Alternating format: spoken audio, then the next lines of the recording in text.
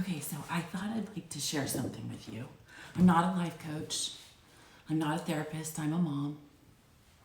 And I'm on this journey to get better, right? I've told you that I had it's a brain bleed. It's a brain bleed. It's the size of the end of the tip of my pinky finger. So if you get your pinky finger and you squeeze it at the top, it's stuck in my prefrontal cortex. And it could have been there the whole entire time that I've been alive. I just didn't know it. And it's made some changes and inroads in my pathway to life. When you're at the jumping off point in your life starts looking a little different. Anyway, I have Kaiser health insurance. And so they provided me a therapist so that I can talk out some of the things that, the changes that happen in a body that you don't have any control over, including your mind and your brain, right? Because I reboot sometimes, which is nice, because people can tell me things, and if anybody wants to tell me something and they want to make sure that no one else will know, I'm the perfect person, because I don't remember sometimes. I just don't remember things sometimes. And everything is new. I can watch a movie and it can be brand new all over again. It's like I never watched it. So in a lot of ways, it's a challenge, and in a lot of ways, it's kind of a different way of looking at life. And I like it. So on that note, I have a therapist, and it kind of just came at the right time because I have these issues with my brain, and I also just left a cult. So it's 2 for 1, right? She suggested that I go to a mindful course. Okay, to kind of get this going, I went last night for the first time.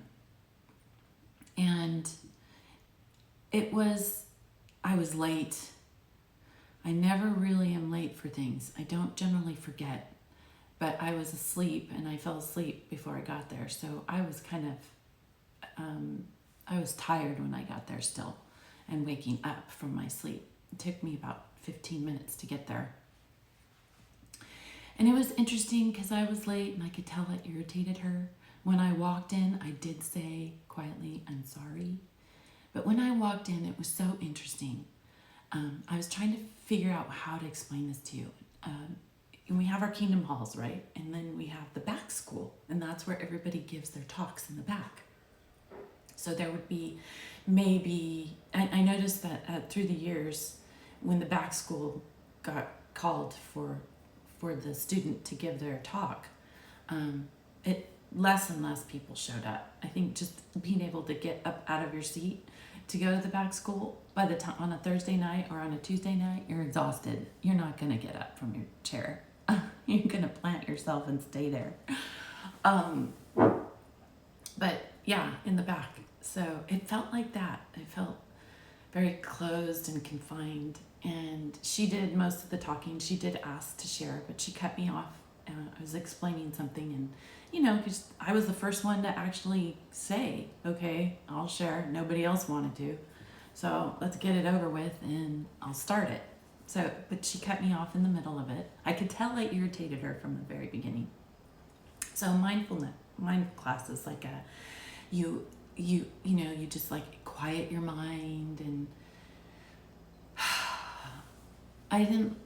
it felt a little culty, and so I was uncomfortable with that. Not to mention it felt like a back school in the Kingdom Hall. And when I walked in, I could tell I already irritated the main source that was giving us all the information. And I kind of irritated her throughout the entire time that I was there. I have no idea exactly what I was doing wrong. And when you walk in, the circle, it was a half circle of individuals, and she was the main person talking. They all shared, but I could tell before I even walked in that one side of the group was very sad, and I didn't understand why. You can walk into a room and feel the energy of people.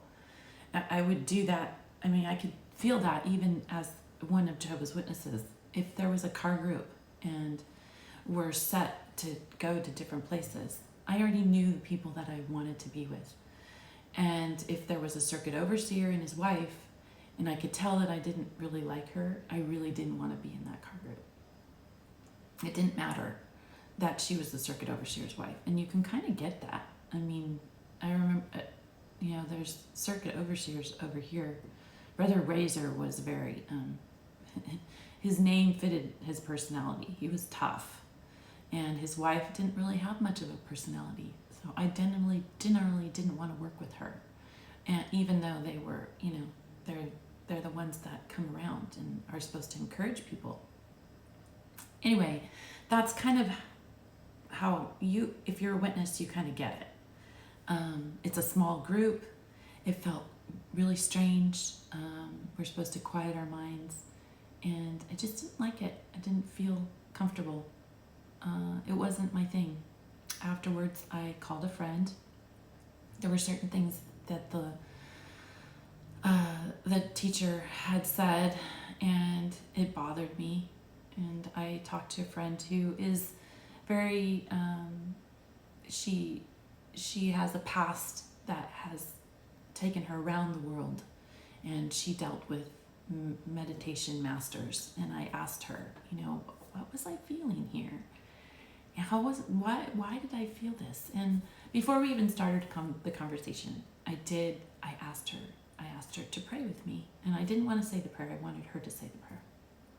The relief that I found from her was absolutely way more productive than the full hour that I had with this person.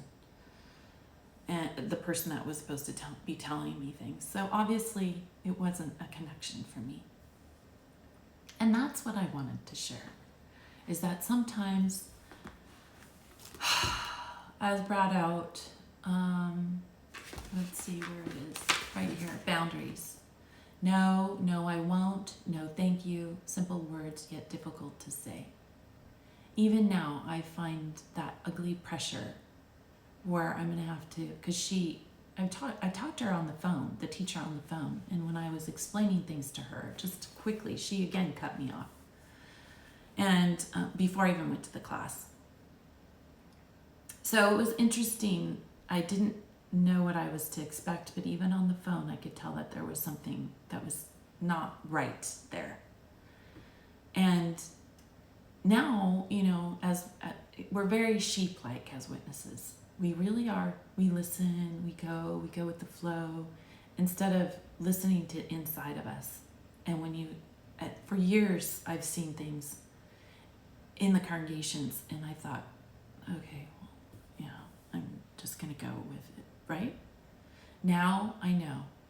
I don't know why I feel the way that I do about this person. And I don't know why the connection is not going to be there. I really wish she had maybe not centered all the people around, so where she just sees them. I wish we could have seen each other, like she could have put herself right in the middle, but made it so that all of us could see each other, because no one could really see each other, although we shared. I had there's only one other gentleman with a brain injury other than mine, right? And poor thing, he had a significant brain injury trauma, and it changed his whole shape of his body. He said he got shorter, and certain things that actually happened in his body that are changing.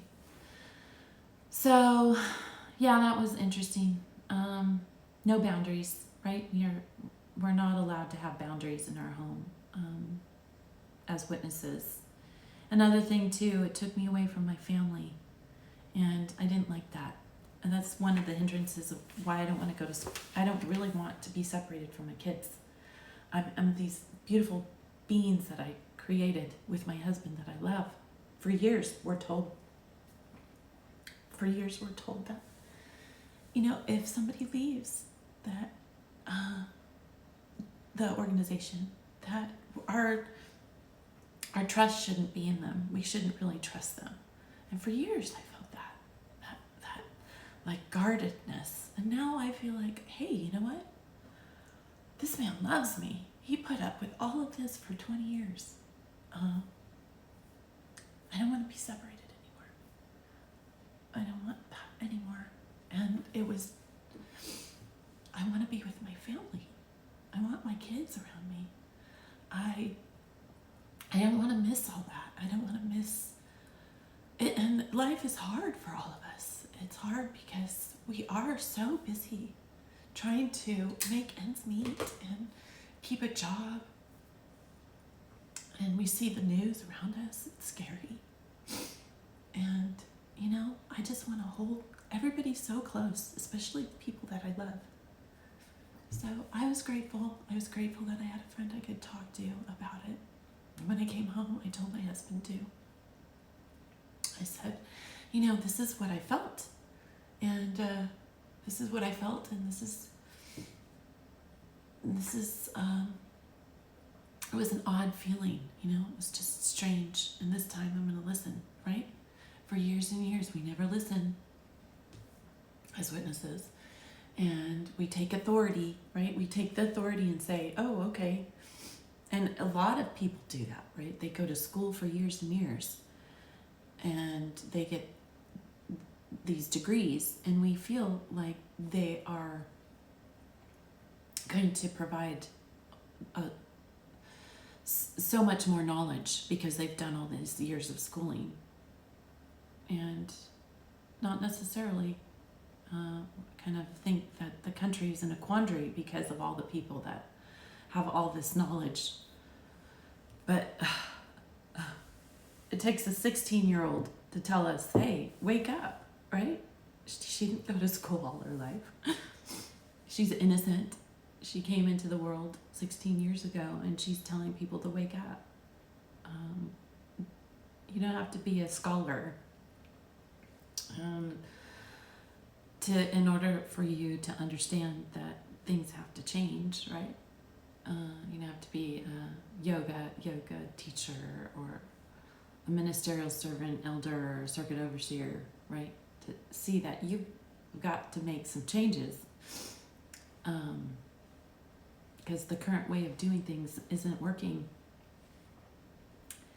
Anyway, I thought that I would share that with you. It was very it was uncomfortable, very uncomfortable. It wasn't something that I could feel myself enjoy. I didn't enjoy it. And I go to an acupuncturist, and I use Western medicine and Eastern medicine together. And there's always somebody else that I can go to if the current acupuncturist that I am dealing with isn't working for me. So I can actually say, I would like to have someone else. And I like that. I like that I can say that. And I am going to do that. I'm going to tell my therapist, yes, I know that I spoke to that particular mindful teacher and told her I would set aside 6 weeks. But guess what? It's not working for me, and I don't want to be separated 6 weeks from my family for almost 2 hours. That's what I did at the Kingdom Hall.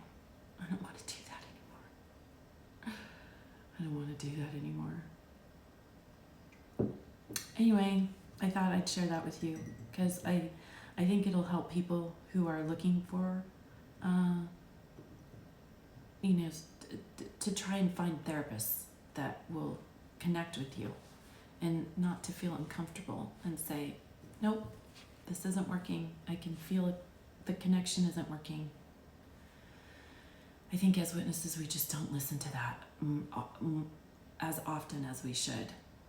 We, as ex-Jehovah's Witnesses, we don't know what that is. We don't listen to our ping because we're not allowed to.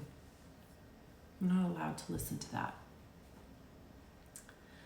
Anyway, I thought maybe that might help a little bit.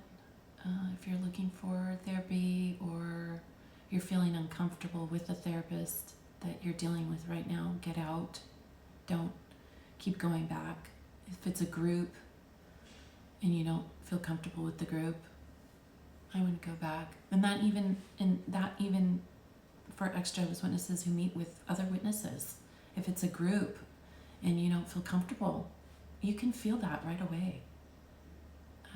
You don't have to put yourself there if you don't feel it. You can get out of that situation. You can generally feel the vibe within the first 15 minutes, I'd say. Because that's about how I was looking at the clock. I'm like, 15 minutes, I can just walk out of here. I know this isn't going to work. I stayed 45 hour. Don't do that. Don't waste time. Don't waste your time. Anyway, I hope this helps you on your healing journey. It helps me every day. I'm doing it every day, and with coffee in the morning. Sometimes as a family we go to different places biking, exercise. I noticed that being out, that's what I thought. In the mindfulness course, I don't want to be stuck in a room where you can hear. She asked me, close your eyes. She asked us all, close your eyes and really listen to what the person or what you're listening. Really be mindful about what you're listening to. Well, I did. And I could hear the person next to me needed to have dinner. So her little tummy was growling. So I could hear all those things, right? I don't want to do that. I want to hear the birds sing and walk around and smell the flowers around me. And that's mindful. I want to be able to, I say, I pray still. So I like to pray out loud. Out and about where I am with wherever I am, right? Wherever you are, you can do that silently or out loud. Go into the ocean. I remember when I was really having a difficult time with this whole thing, and just before I disassociated myself, I went down to the beach in the middle of the week. I sat down in the sand and let the ocean water just hit me as I prayed. And talk about mindfulness. Wow, that was helpful. That was meaningful. And I had a connection at that point. That was more peaceful than what I experienced last night. Okay, well, follow your bliss and be good humans. I hope this helps you on your healing journey. Follow your bliss and be good humans.